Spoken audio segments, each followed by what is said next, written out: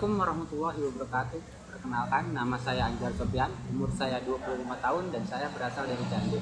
Saat ini saya sedang berkuliah jurusan Teknik Komputer di kampus UITMI Rizkina Bekasi yang beralamat di Jalan Yos Sudarso, Kapling A4, Cikarang, Bekasi. Saat ini saya akan mencoba untuk membahas materi tentang pendidikan kewarganegaraan, yaitu tentang peraturan dan undang-undang lalu lintas.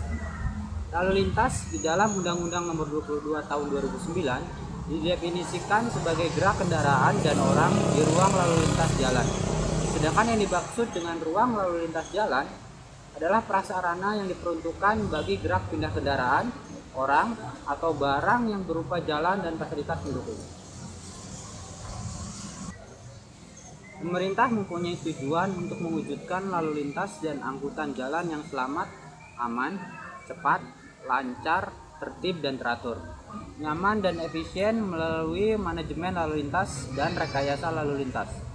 Ada 3 komponen terjadinya lalu lintas, yaitu manusia sebagai pengguna kendaraan dan jalan yang saling berinteraksi dalam pergerakan kendaraan yang memenuhi persyaratan kelayakan dikemudikan oleh pengemudi mengikuti aturan lalu lintas yang ditetapkan. Berdasarkan peraturan perundangan yang menyangkut lalu lintas dan angkutan jalan melalui jalan yang memenuhi persyaratan geometrik. Komponen yang pertama yaitu manusia. Manusia sebagai pengguna dapat berperan sebagai pengemudi atau pejalan kaki yang dalam keadaan normal mempunyai kemampuan dan kesiagaan yang berbeda-beda. Perbedaan-perbedaan tersebut masih dipengaruhi oleh keadaan fisik dan psikologi, umur, serta jenis kelamin. Dan pengaruh-pengaruh luar terjadi seperti cuaca, penerangan lampu, jalan, dan tata ruang. Komponen selanjutnya adalah kendaraan. Kendaraan digunakan oleh pengemudi mempunyai karakteristik yang berkaitan dengan kecepatan, percepatan, perlambatan, dimensi, dan muatan yang membutuhkan ruang lalu lintas yang secukupnya untuk bisa bermanuver dalam lalu lintas. Komponen yang terakhir adalah jalan. Jalan merupakan lintasan yang direncanakan untuk dilalui kendaraan bermotor maupun kendaraan tidak bermotor termasuk pejalan kaki. Jalan tersebut direncanakan untuk mampu mengalirkan aliran lalu lintas dengan lancar dan mampu mendukung beban muatan sumbu kendaraan serta aman sehingga dapat meredam angka kecelakaan lalu lintas.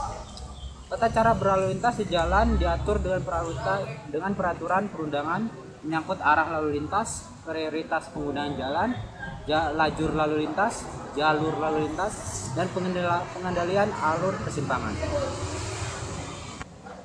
Manajemen lalu lintas meliputi kegiatan perencanaan, pengaturan, pengawasan, dan pengendalian lalu lintas. Manajemen lalu lintas bertujuan untuk keselamatan, keamanan, ketertiban, dan kelancaran lalu lintas dan dilakukan antara lain dengan 1. Usaha peningkatan kapasitas jalan, persimpangan, atau jaringan jalan. 2. Pemberian prioritas bagi jenis kendaraan atau pemakai jalan tertentu. Yang ketiga, penyesuaian antara permintaan perjalanan dengan tingkat kelayanan tertentu dengan mempertimbangkan keterpaduan intra dan antar moda. Yang terakhir, penempatan sirkulasi lalu lintas, larangan, dan atau perintah bagi pemakai jalan. Kegiatan perencanaan lalu lintas meliputi berinterferasi dan evaluasi tingkat pelayanan. Maksud inventarisasi adalah lain untuk mengetahui tingkat pelayanan pada setiap ruas jalan dan persimpangan. Maksud tingkat pelayanan dalam ketentuan ini adalah merupakan kemampuan ruas jalan dan persimpangan untuk menampung lalu lintas dengan tetap memperhatikan faktor kecepatan dan keselamatan. Penetapan tingkat pelayanan yang diinginkan dalam menentukan tingkat pelayanan yang diinginkan dilakukan antara lain dengan memperhatikan rencana umum jaringan transportasi jalan, peranan, kapasitas, dan karakteristik jalan, kelas jalan, karakteristik jalur lalu lintas, aspek lingkungan, aspek sosial, dan ekonomi. Penetapan pemecahan permasalahan lalu lintas, penyusunan rencana, dan program pelaksanaan perwujudannya. Maksud rencana dan program perwujudan dalam ketentuan ini antara lain meliputi penentuan tingkat pelayanan yang diinginkan pada setiap ruas jalan dan persimpangan, usulan aturan-aturan lalu lintas yang ditetapkan pada setiap ruas jalan dan persimpangan, usulan pengadaan dan pemasangan, serta pemeliharaan rambu lalu lintas marka jalan, alat pemberi isyarat lalu lintas, dan alat pengendali dan pengaman pemakai jalur lintas. Usulan kegiatan atau tindakan baik untuk keperluan masyarakat atau penyuluhan kepada masyarakat. Materi selanjutnya adalah tentang kegiatan pengawasan lalu lintas. Kegiatan pengawasan lalu lintas yaitu meliputi pemantauan dan penilaian terhadap pelaksanaan kebijakan lalu lintas. Kegiatan pemantauan dan penilaian dimaksudkan untuk mengetahui efektivitas dari kebijaksanaan tersebut untuk mencapai pencapaian tingkat pelayanan yang telah ditentukan. Termasuk dalam kegiatan pemantauan antara lain meliputi inventarisasi mengenai kebijaksanaan lalu lintas yang berlaku pada ruas jalan, jumlah pelanggaran dan tindakan-tindakan koreksi yang telah dilakukan oleh pelanggaran tersebut. Termasuk dalam kegiatan penilaian antara lain meliputi penentuan kriteria penilaian, analisis tingkat pelayanan, analisis pelanggaran, dan usulan tindakan perbaikan. Selanjutnya adalah tindakan korektif terhadap pelaksanaan kebijaksanaan lalu lintas. Tindakan korektif dimaksudkan untuk menjamin tercapainya sasaran tingkat pelayanan yang telah dilakukan. Termasuk dalam tindakan korektif adalah peninjauan ulang terhadap kebijaksanaan apabila di dalam pelaksanaannya menimbulkan masalah yang tidak diinginkan. Berikutnya adalah kegiatan pengendalian lalu lintas, yaitu meliputi pemberian arah dan petunjuk dalam pelaksanaan kebijakan lalu lintas. Pemberian arahan dan petunjuk dalam ketentuan ini berupa penetapan atau pemberian pedoman dan tata cara untuk keperluan pemberian pelaksanaan manajemen lalu lintas. Dengan maksud agar diperoleh keseragaman dalam pelaksanaannya serta dapat dilaksanakan sebagaimana mestinya untuk mencapai tingkat pelayanan yang telah ditetapkan. Pembagian bimbingan dan penyuluhan kepada masyarakat mengenai hak dan kewajiban masyarakat dalam pelaksanaan kebijakan lalu lintas. Selanjutnya saya akan membahas tentang Undang-Undang Lalu Lintas. Peraturan dan Undang-Undang Lalu Lintas terbaru menerapkan sanksi pidana dan denda yang lebih berat buat pelanggaran lalu lintas. Undang-Undang Lalu Lintas Nomor 22 Tahun 2009 telah diberlakukan untuk menggantikan Undang-Undang Nomor 14 Tahun 1992 dengan sanksi yang lebih berat bagi para pengguna kendaraan bermotor baik roda 2 maupun roda 4 yang melanggar peraturan lalu lintas di jalan agar tidak ditilang polisi. Berikut beberapa peraturan Undang-Undang Lalu Lintas terbaru, sanksi pidana dan denda yang perlu diketahui buat para pengguna kendaraan di jalan.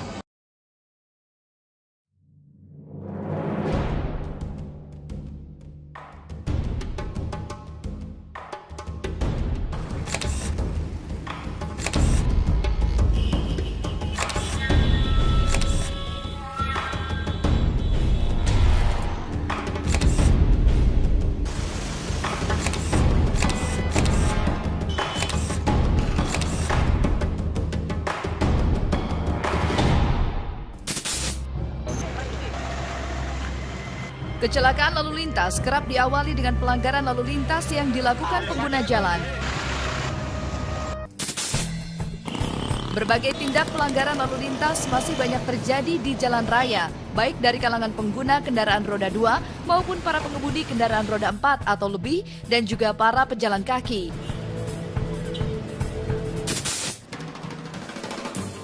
Para pengguna roda 2 misalnya nekat melaju di jalan raya tanpa menggunakan helm standar nasional Indonesia. Kebiasaan menerobos lampu merah,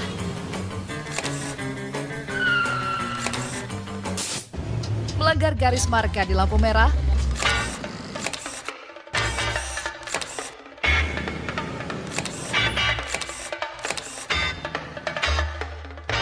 nekat melawan arus,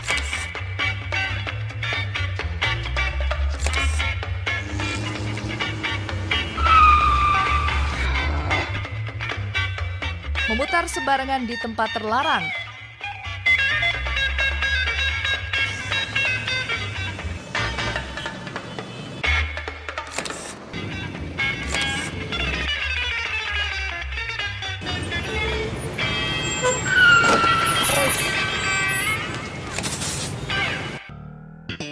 naik ke trotoar di saat terjadi kemacetan, dan nekat menyeberang jalan menggunakan jembatan penyeberangan untuk pejalan kaki.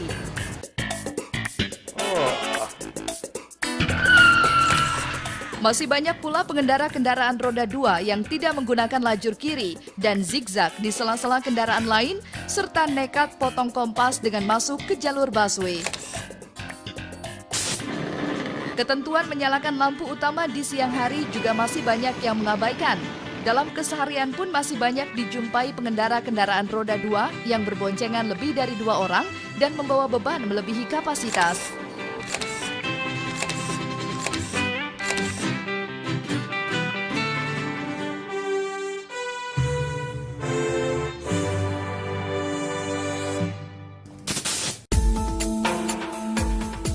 Dari kalangan pengguna kendaraan roda 4, masih banyak dijumpai pengendara yang tidak memakai sabuk pengaman, nekat masuk jalur busway, melanggar garis marka saat berhenti di traffic light, kemudian memutar sembarangan di tempat yang dilarang, dan berusaha memotong kendaraan lain di depannya dari jalur kiri ketika terjadi antrian pada saat macet maupun memasuki pintu jalan tol. Banyak pula melintas pada sisi bahu jalan dan pada saat berhenti maupun memarkir kendaraan masih ada yang mengabaikan rambu-rambu dilarang berhenti maupun dilarang parkir. Penggunaan kendaraan roda 4 dan lebih masih banyak juga yang terlihat melebihi batas kapasitas daya angkut kendaraannya. Dari kalangan pengemudi angkutan umum juga kerap melakukan pelanggaran ugal-ugalan di jalan, saling mendahului atau saling serobot di jalan, serta menaikkan atau menurunkan penumpang di sembarang tempat. Kecenderungan lainnya adalah mengabaikan emisi gas buang kendaraan yang dikemudikannya, sehingga menambah pencemaran udara di jalan raya lewat asap knalpot yang terlihat hitam pekat dan mengganggu pengendara lainnya. Di beberapa wilayah juga masih terdapat kendaraan pribadi yang digunakan sebagai angkutan umum. Sementara dari segi pejalan kaki, masih ada yang menyeberang tidak di tempat yang sudah ditentukan dan sudah disediakan, serta masih banyak yang menyetop kendaraan umum di sembarang tempat. Dan ketika menggunakan fasilitas kendaraan umum, tidak memperhatikan keselamatan dengan bergelantungan di pintu kendaraan umum. Beberapa pihak juga terlihat masih mengabaikan penggunaan jalan sebagaimana fungsinya dan dapat menyebabkan kemacetan, seperti penggunaan jalan untuk kepentingan pribadi atau golongan tertentu tanpa memperhatikan situasi kondisi lalu lintas jalan yang digunakan. Dan keberadaan pasar tumpah yang berakibat kemacetan juga masih banyak terlihat. Tindakan pelanggaran lalu lintas dapat membahayakan diri sendiri dan orang lain. Karena itu, marilah kita budayakan tertib berlalu lintas di jalan agar terwujud keamanan, keselamatan, ketertiban, dan kelancaran berlalu lintas.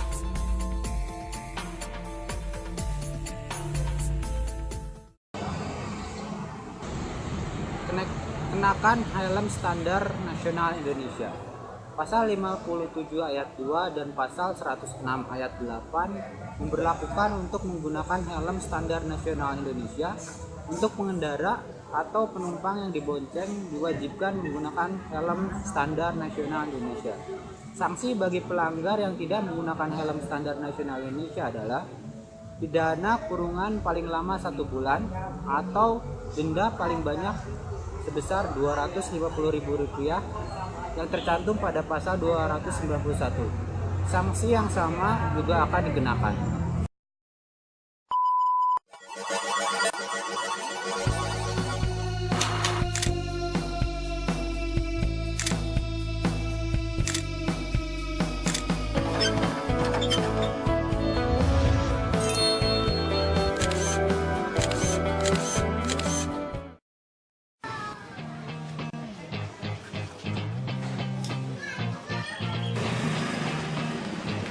Ya elah bro, kampus deket aja, tinggal bisa nyampe.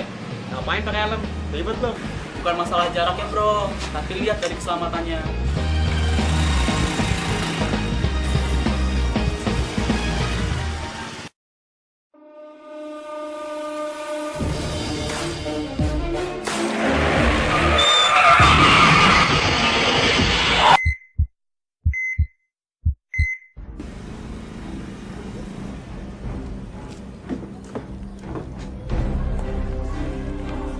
Kan apa yang saya bilang, bukan masalah jaraknya, tapi lihat dari keselamatannya. Jarak tidak menjamin kita untuk selamat, bro. Yang penting pakai helm sebelum mengendarai. Gitu juga bro ya. Thanks ya.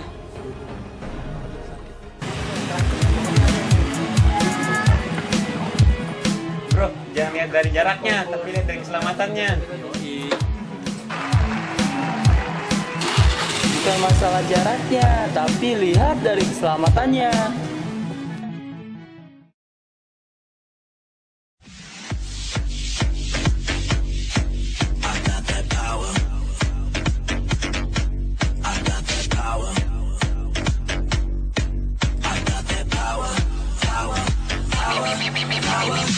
They call me Relay, stay so cool I'm Chile. I done made that melee, on my way to that Belay.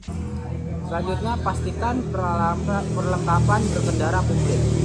Undang-Undang Lalu Lintas Nomor 22 Tahun 2009 dalam Pasal 57 Ayat 3 isyaratkan perlengkapan sekurang-kurangnya adalah sabuk keselamatan, ban cadangan, segitiga pengaman, dongkrak, pembuka roda, helm, dan rompi pematul cahaya. Sanksi yang diatur bagi pengendara yang menyalahi ketentuan ini akan dikenakan pidana kurungan paling lama 1 bulan atau denda paling banyak sebesar Rp250.000 seperti diatur dalam pasal 278. Selanjutnya adalah jangan lupa STNK. Setiap bepergian jangan lupa pastikan surat tanda nomor kendaraan bermotor sudah Anda bawa. Kalau kendaraan baru, jangan lupa membawa surat tanda coba kendaraan bermotor yang ditetapkan Polri. Jika Anda lupa membawanya, sanksi kurungan paling lama 2 bulan atau denda paling banyak sebesar Rp500.000 akan dikenakan bagi pelanggar sesuai dengan pasal 288 ayat 1. Peraturan selanjutnya yaitu tidak punya SIM dapat didenda sebesar Rp1 juta. Undang-Undang Lalu Lintas yang baru bagi pengendara yang tak punya SIM lebih berat. Undang-Undang lama hanya menerapkan sekitar Rp20.000, tapi sekarang bagi pengendara motor yang tidak memiliki SIM akan dikenakan pidana kurungan 4 bulan atau denda paling banyak sebesar Rp1 juta. Berikutnya, SIM harus yang sah. Pasal 288 ayat 2 mengatur bagi setiap orang yang mengemudikan kendaraan bermotor di jalan yang tidak dapat menunjukkan SIM yang sah akan dikenai pidana dengan pidana kurungan paling lama 1 bulan atau denda paling banyak sebesar Rp250.000. Selanjutnya, lengkapi kaca spion dan lain-lain. Pengemudi sepeda motor diwajibkan memenuhi persyaratan teknis dan layak jalan yang meliputi kaca spion, klakson, lampu utama, lampu rem, lampu penunjuk arah, alat pemantul cahaya, alat pengatur kecepatan, knalpot, dan kedalaman alur ban yang diatur dalam pasal 106 ayat 3. Sanksi bagi pelanggarnya diatur pada pasal 285 ayat 1, dipidana dengan pidana kurungan paling lama 1 bulan atau denda paling banyak sebesar Rp250.000. Untuk pengemudi roda 4 atau lebih, diwajibkan memenuhi persyaratan teknis yang meliputi kaca spion, klakson, lampu utama, lampu mundur, lampu tanda batas dimensi badan kendaraan, lampu gandengan, lampu rem, lampu penunjuk arah, alat pemantul cahaya, alat pengukur kecepatan, kedalaman alur ban, kaca depan, spakbor, bumper, penggandengan, penempelan, dan penghapus kaca. Pasal 285 ayat 2 mengatur bagi pelanggarannya akan dikenai sanksi pidana paling lama 2 bulan kurungan atau denda paling banyak sebesar Rp500.000. Selanjutnya, bagi penumpang atau pengemudi tanpa sabuk pengaman, sanksinya sama. Ini harusnya jadi perhatian bagi pengemudi mobil dan penumpangnya. Jangan lupa menggunakan sabuk pengaman selama perjalanan Anda. Selain untuk keselamatan, juga untuk menghindari sanksi pidana kurungan paling lama 1 bulan atau denda paling banyak Rp250.000 seperti diatur dalam pasal 289.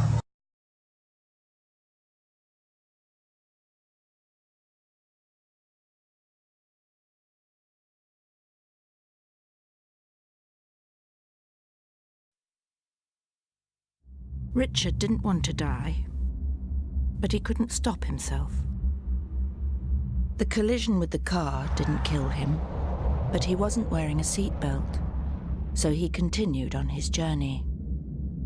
When he hit the inside of the car, that didn't kill him either, but his internal organs carried on traveling until they hit his rib cage, and his lungs were punctured, and the main artery from his heart was torn. And that's what killed him.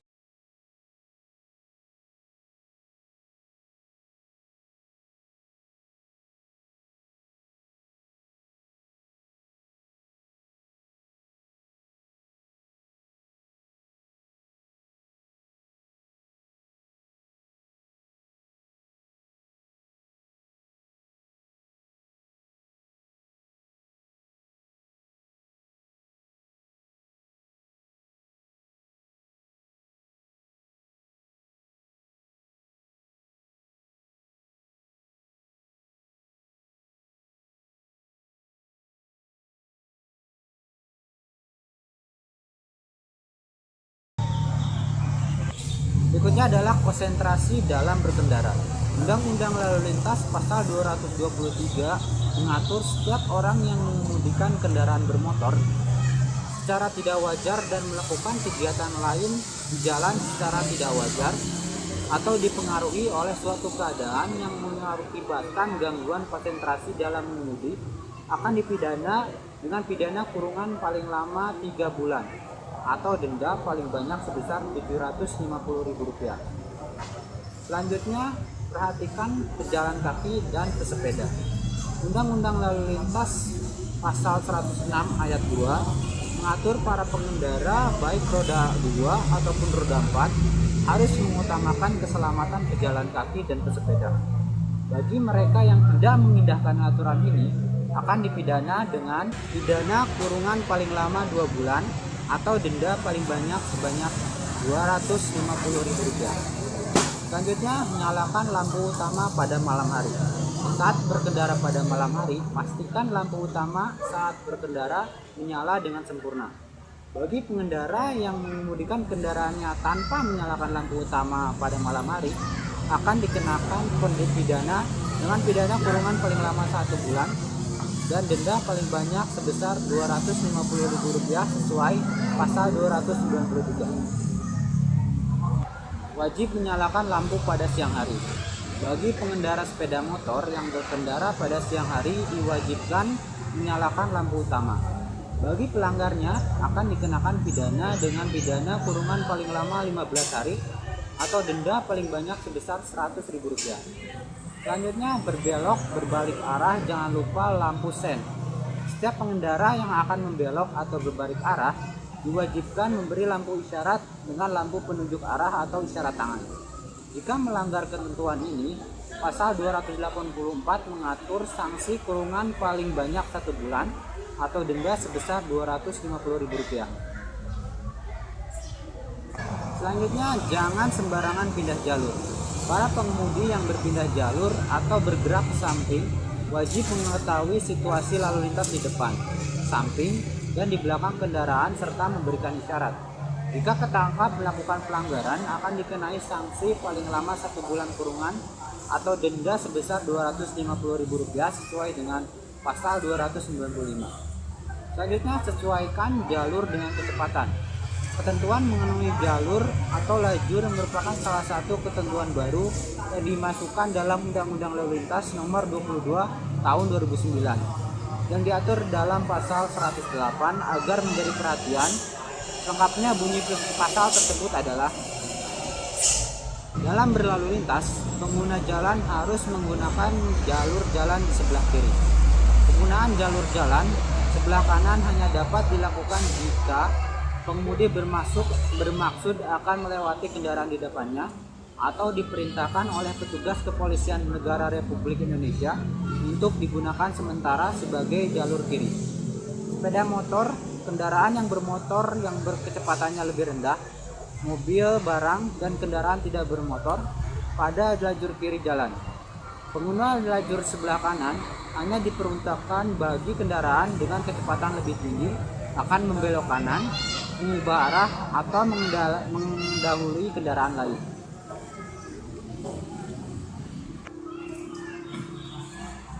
Peraturan yang terakhir adalah balapan di jalan dapat dikenakan denda hingga 3 juta rupiah.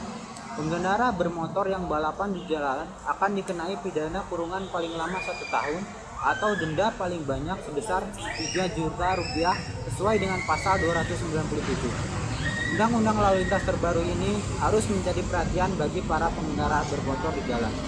Selain demi keselamatan, tentunya juga untuk menghindari ditilang polisi. Selalu menaati peraturan dan rambu lalu lintas.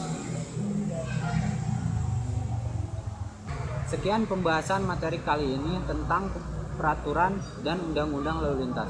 Terima kasih atas perhatiannya. Wassalamualaikum warahmatullahi wabarakatuh.